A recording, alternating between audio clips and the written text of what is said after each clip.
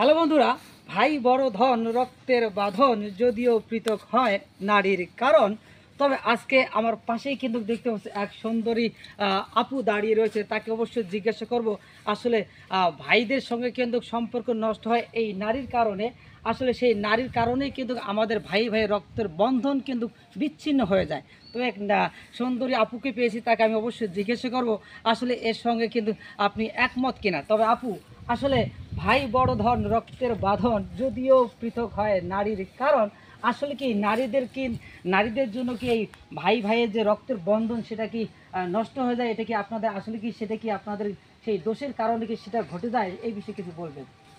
আসলে ভাইয়া সবচেয়ে বড় কথা হাতের পাঁচটা আঙ্গুল সমান না। রাইট। আর দ্বিতীয় কথা হয়েছে সব নারী সমান না। রাইট। অনেকেই আছে স্বামী বিয়ে করার পরে তার স্বামীকে বশ করে নেওয়ার চেষ্টা করে, রাইট। যে তার ভাই বোনের সাথে সম্পর্ক থাকবে না, তার বাবা মার সাথে সম্পর্ক থাকবে না। আবার অনেকেই আছে সবাই একসাথে থাকতে ভালোবাসে। ঠিক আছে, তার মানে আপনি বলতে চান সব নারী এক এক নয় নয়, এবং হ্যাঁ। হাতের পাঁচটি নগুল কিন্তু এক নয়। আসলে আপুকে সেলুট জানাই, ধন্যবাদ জানাই সুন্দর মন্তব্য রাখবার জন্য। তবে আমি আশা করব প্রতিটি নারীকে যেন অবশ্যই স্বামীর সঙ্গে মিলে তাদের যে সংসার সেটা যেন সুন্দর হয়ে ওঠে, সাবলীন হয়ে ওঠে, সে প্রত্যাশা, সেই অপেক্ষায়। তবে আজকের ভিডিওটি যদি আপনাদের ভালো লাগে অবশ্যই আমার পাশে থাকবেন, সে প্রত্যাশায় আজকের মতো বিদায় নিচ্ছি। আল্লাহ হাফেজ।